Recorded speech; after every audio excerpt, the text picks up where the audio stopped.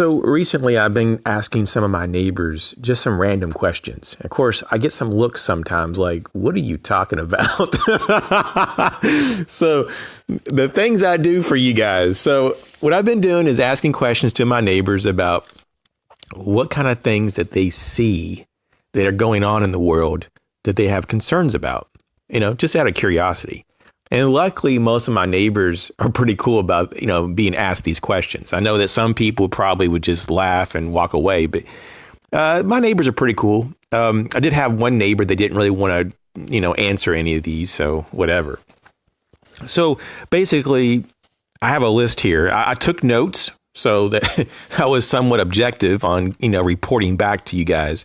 And the reason I'm doing this is that there's a lot of people who ask me a lot about what are things that are on people's minds, and I mean, I could speculate, but I thought, you know what, let's just ask people, and I mean, some of you guys actually do tell me what you think about things too, like what's bothering you or whatever. And, but I thought, it'd be really interesting just to actually ask people just, bluntly about things, about what's bothering them or what's of concern or whatever. And not try to lead them to a certain topic.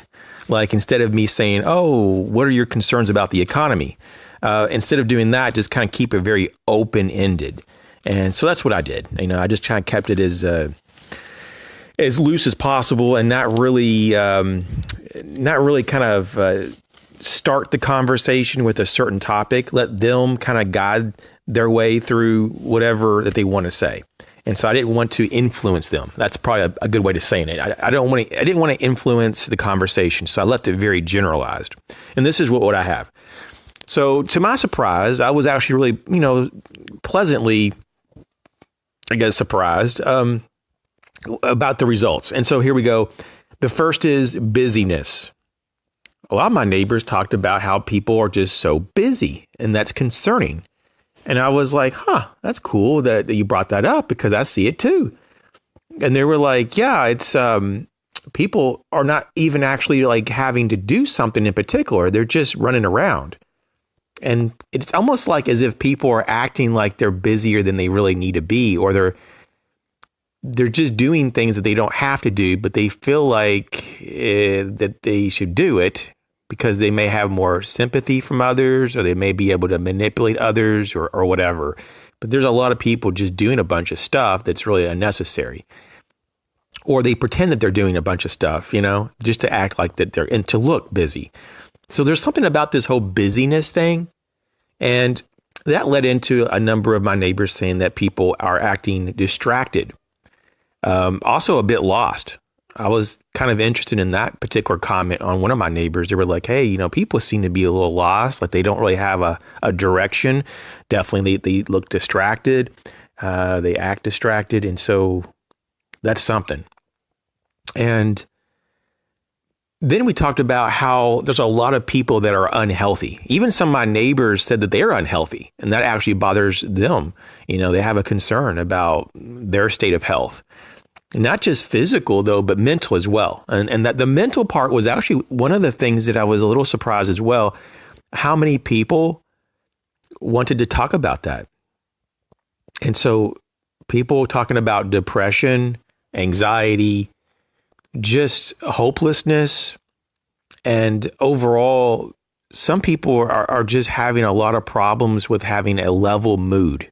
I've noticed that a lot. A lot of people deal with hard times when it comes to being stable. They feel like almost they're manipulated by the environment. Like they don't have complete control of their mind. That's pretty scary, actually.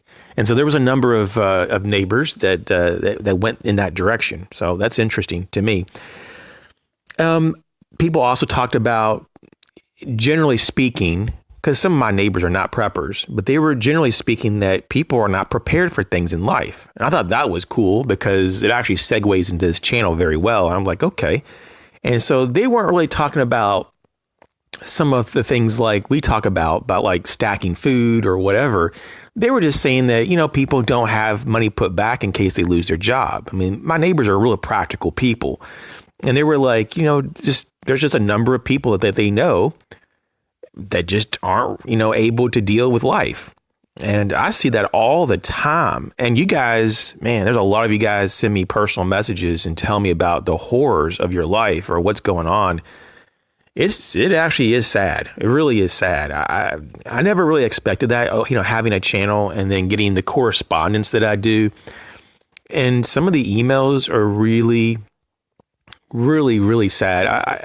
I don't even know sometimes how to respond. I try to respond to everybody that sends me like a heartfelt message because I don't want to come off as cold or because I'm not that way. But I certainly have just sometimes don't have an answer, and that's just how it is sometimes. Sometimes in life, there is no answer. And so I wish I could give you the answer, but sometimes all I can do is just encourage you to keep moving forward. That might be the only way that you can go about certain solutions.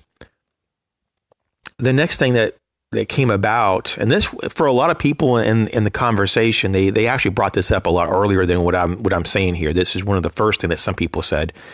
And one of the first things that people said was the state of the economy that actually concerns them, that we're possibly going into a recession or a depression. And even though they didn't go into the detail, if you do look at the 1929 charts, like of the broad markets, we are pretty much mimicking the 1929 markets charts, which is really concerning. Because if you know history at all, 1929 is the beginning of the Great Depression.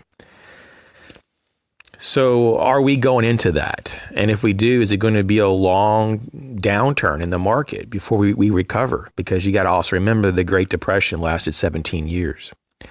Now, the next thing that was brought up, and this was later in most of the conversations, was politics. You could tell that people wanted to talk about it, but they kept on putting it off in the conversations because it's so like, it's not just like, something that we don't really want to talk about. I mean, no one really wants to talk about politics unless you're one of the very few that just loves politics. But most people in my area despise it. And they didn't really want to even talk about it, but it is a real problem. And it's something that they have concerns about. But basically, the division in the country politically, some people even brought up the possibility of civil unrest, even in the United States.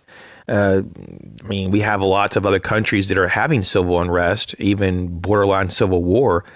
And they wondered also if we're eventually going to have another civil war. And I was really surprised to hear neighbors talk that way. So we also have congressional impeachment hearings going on now. Most of my neighbors called it a circus. So that's how it's referenced in my location. And I would pretty much agree. Now, also, there was neighbors that had some concerns that the freedom of speech was being limited, that commerce protections were being eroded, and also gun control would be something that is going to be a bigger threat in the near future than what we may have predicted. And so I'm just going to end there, but I thought it was really an eye-opener because there's some very specific things here.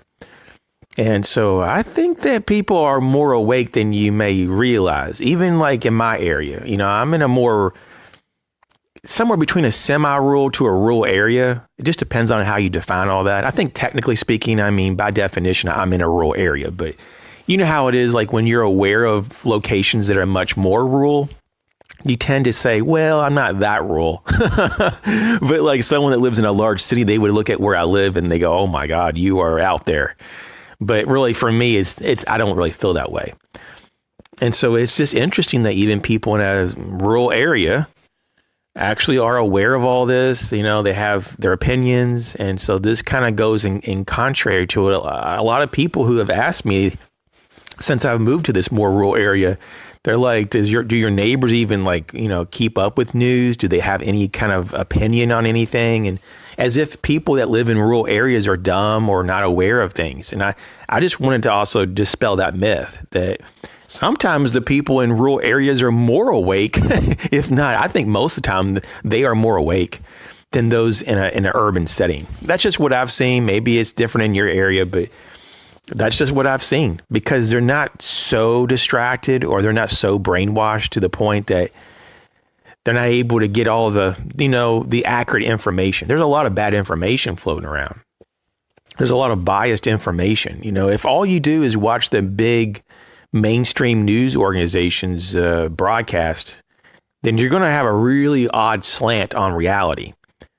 And you don't have to even like research to know what side that they're on. Most of mainstream media, I would say like 95% of mainstream media is very, very hard left. Sometimes it's just so extreme that you kind of almost wonder how could like viewers even want to watch this when they know it's like inherently biased. Why would you want biased information? Wouldn't you want to know just the facts or how things really were? And for a news company not to cherry pick or manipulate the news, like it's quite concerning. So anyways, hope this was interesting. Thanks for watching. Catch you later.